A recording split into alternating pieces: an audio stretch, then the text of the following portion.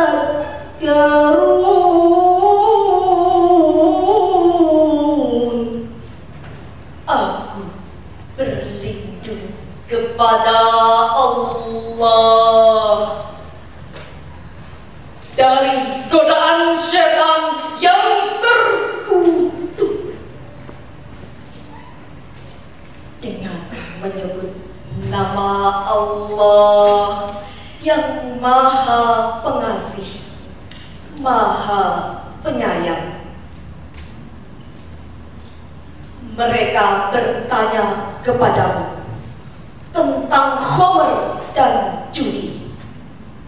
Katakanlah, pada keduanya itu terdapat dosa besar dan beberapa manfaat bagi manusia. Tetapi dosa keduanya lebih besar dari manfaatnya. Dan mereka bertanya kepadamu, apa yang mereka nafkahkan?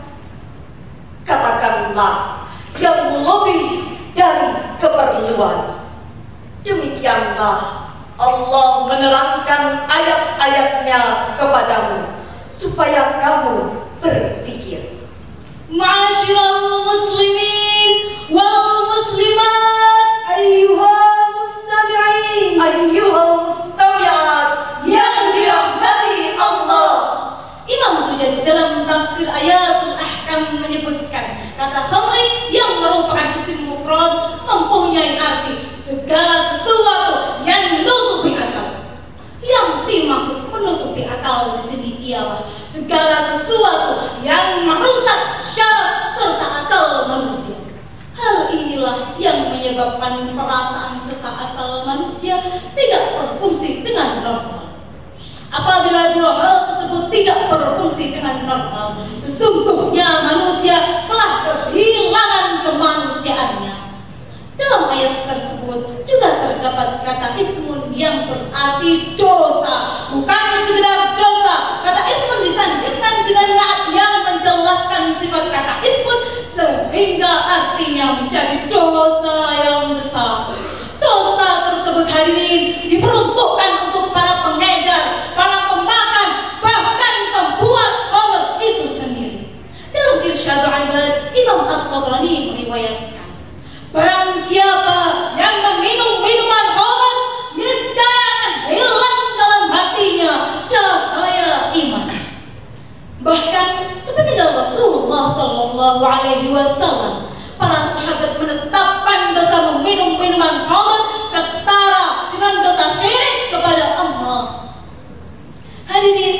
umat. Gejolak narkoba tersebut sebenarnya disebabkan kurangnya pengetahuan agama. Saat agama benar-benar ditegakkan, dijadikan pilar persatuan, dijadikan cahaya penerang zaman, niscaya tak akan sampai tangan pemuda tersebut menyentuh narkoba. Mereka akan senantiasa menjaga nikmat dari Allah sebagaimana firman-Nya dalam surat Ibrahim ayat 7. Wa idh ta'adzana rabbukum la in syakartum la azidannakum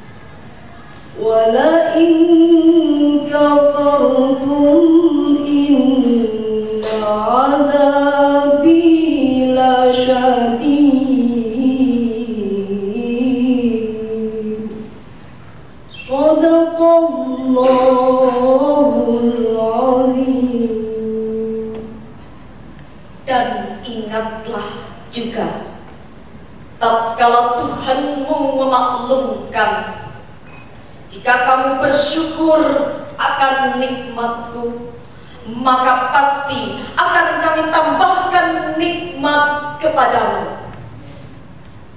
Tetapi jika kamu mengingkari nikmatku, maka sesungguhnya azabku sangatlah pedih. Maha benar Allah yang Maha Agung.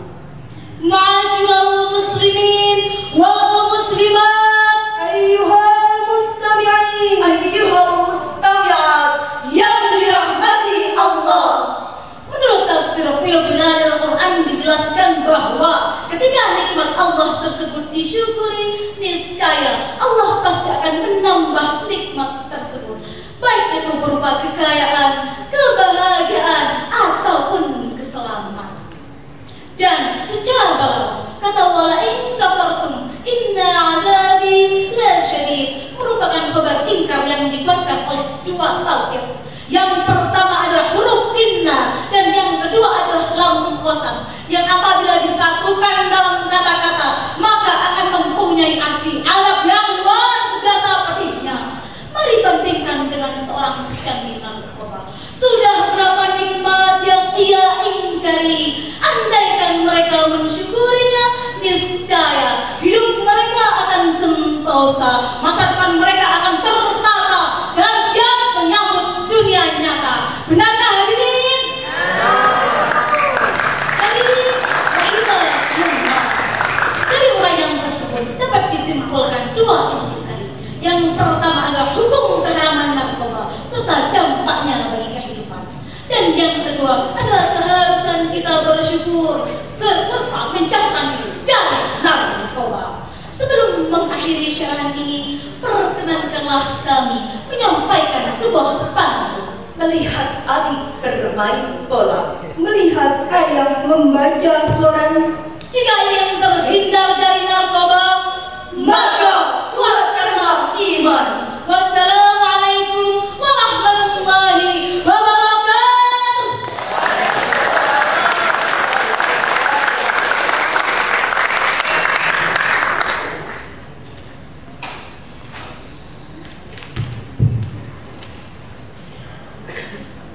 Selanjutnya kami panggil Regu dengan nomor urut 4 dengan judul Syahil, pentingnya ilmu pengetahuan dan teknologi serta iman dan takwa dalam memajukan peradaban dan kehidupan bangsa.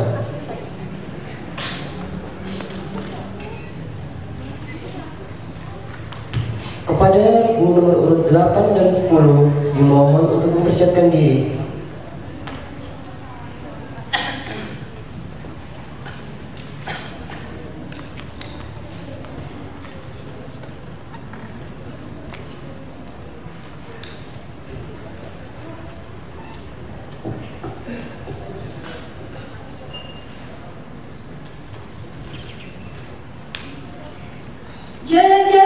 Biaroka tak lupa mampir ke lantai 2. Kami kontingen dari Fakultas Ilmu Budaya menyampaikan syarahan dengan lantang dan mempesona.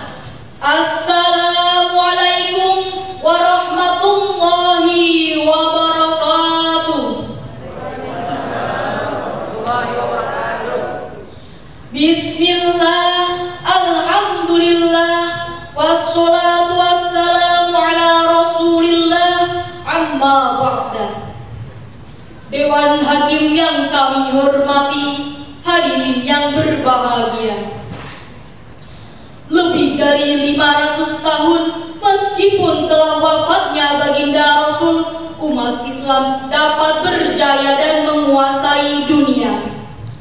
Sejarah telah mencatat betapa Islam banyak melahirkan para ilmuwan hebat, kuat dan berbakat. Contohnya, Ar-Razi dalam mengembangkan ilmu pengetahuan kedokteran, Al-Khwarizmi dalam mencetuskan teori logaritma, dan Al-Farabi dalam menyimpulkan bahwa logika dapat dijadikan suatu pengetahuan, serta banyak dan bahkan hebat ribuan ilmuwan Islam yang telah dicetuskan pada abad pertengahan, di mana saat itu umat Islam berjaya.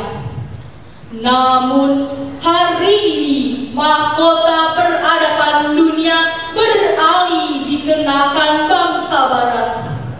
Lalu upaya apakah yang dapat kita lakukan untuk merebut kembali kejayaan Islam yang pernah kita miliki? Sebagai solusinya, kami akan menyampaikan syarahan Al-Quran yang akan kami bahas dan kupas secara tegas, lugas, tanpa was-was, dengan mengambil judul pentingnya Iptek dan Imtak dalam memajukan peradaban dan kehidupan bangsa.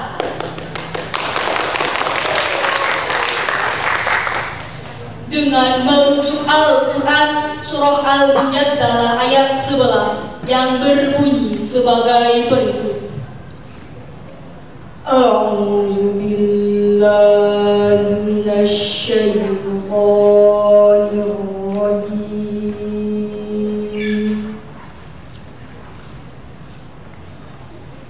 Bismillahirrahmanirrahim.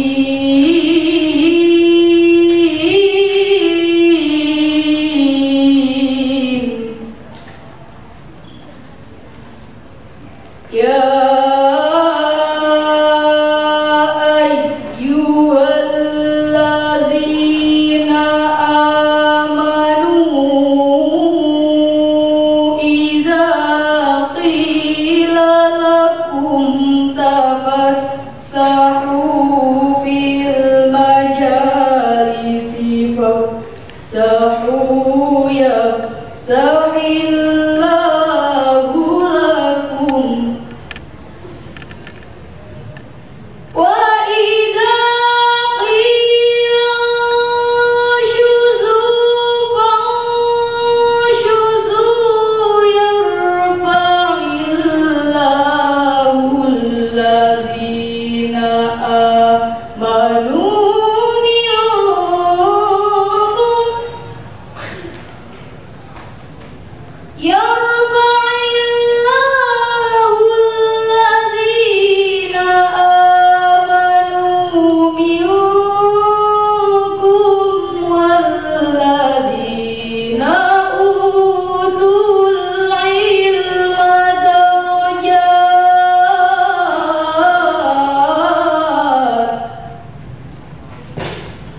والله بما تعملون خبير.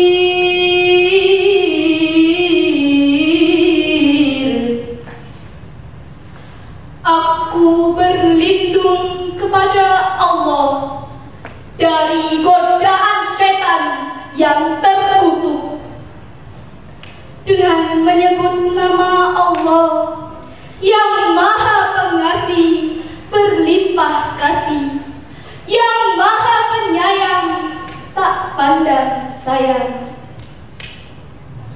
Wahai orang-orang yang beriman, apabila dikatakan kepadamu, berilah kelapangan di majelis-majelis, maka lapangkanlah, niscaya Allah akan melapangkannya untukmu.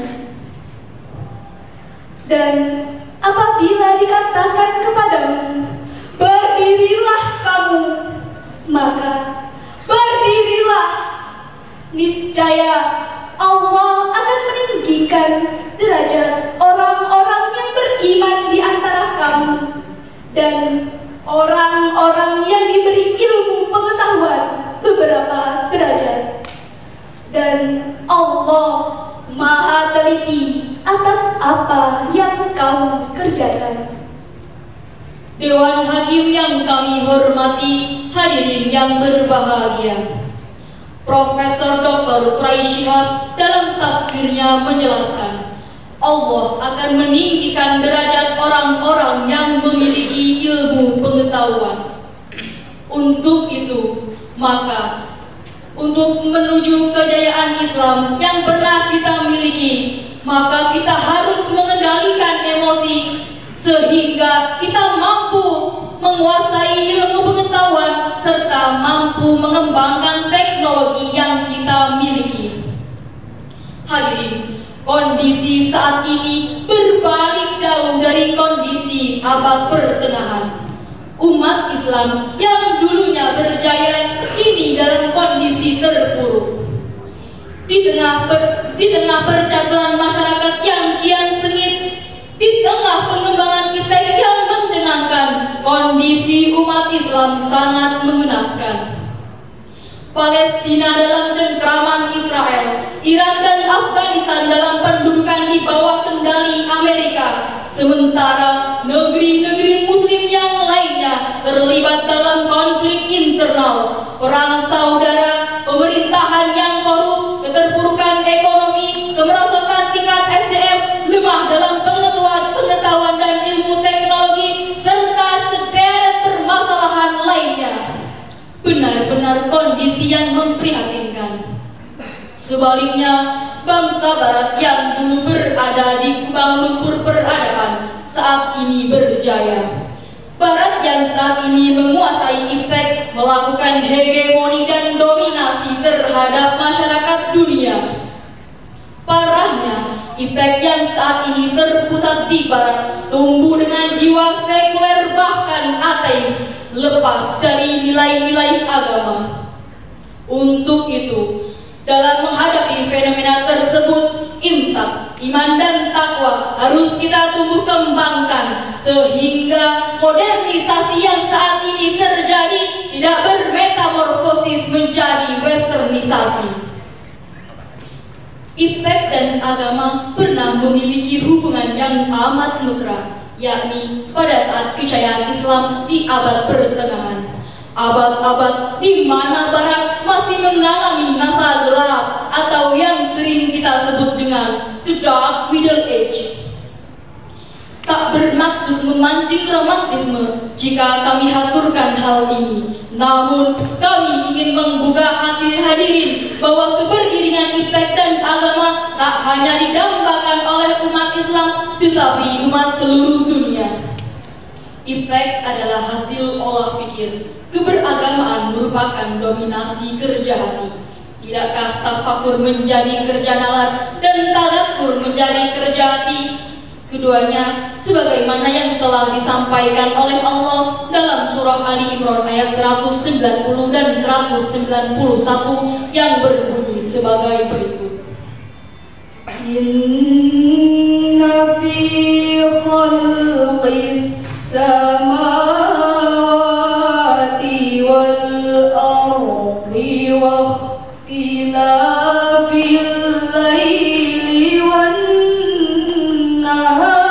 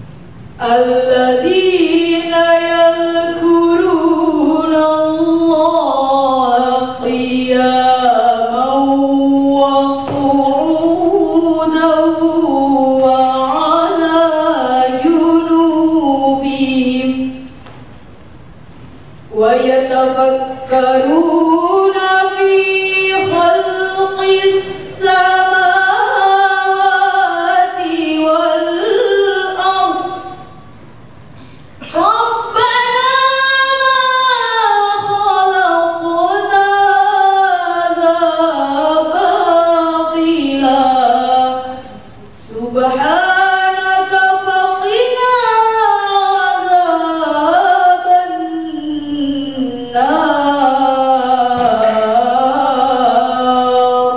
Shadaqallahul azim. Sesungguhnya dalam penciptaan langit dan bumi dan dalam silih bergantinya malam dan siang terdapat tanda-tanda kebesaran Allah bagi orang-orang yang berakal, yaitu orang-orang yang senantiasa mengingat Allah dalam keadaan berdiri, duduk, maupun dalam keadaan berbaring. Mereka senantiasa memikirkan penciptaan langit dan bumi, seraya berkata, "Ya Tuhan kami, tiadalah Engkau menciptakan semua ini dengan sia-sia. Maha suci Engkau, lindungilah kami dari azab neraka." Dewan Hakim yang kami hormati, hadirin yang berbahagia, ayat tersebut memerintahkan kepada kita bahwa kita seharusnya bertafakur dan bertadabbur. Bertafakur dengan mengingat Allah dalam kondisi bagaimanapun dan bertadabbur seraya memikirkan penciptaannya dalam wujud apapun. Dari uraian yang telah kami sampaikan dapat disimpulkan bahwasanya iptek yang terpusat ibarat tumbuh dengan jiwa sekuler bahkan ateis lepas dari nilai-nilai agama. Untuk menghadapi fenomena tersebut, maka iptek dan imtak harus terintegrasikan secara seimbang dalam kehidupan. Demikian yang dapat kami sampaikan, semoga bermanfaat. Akhirul kalam, billahi taufiq wal hidayah, wal ridha wal inayah, wassalam.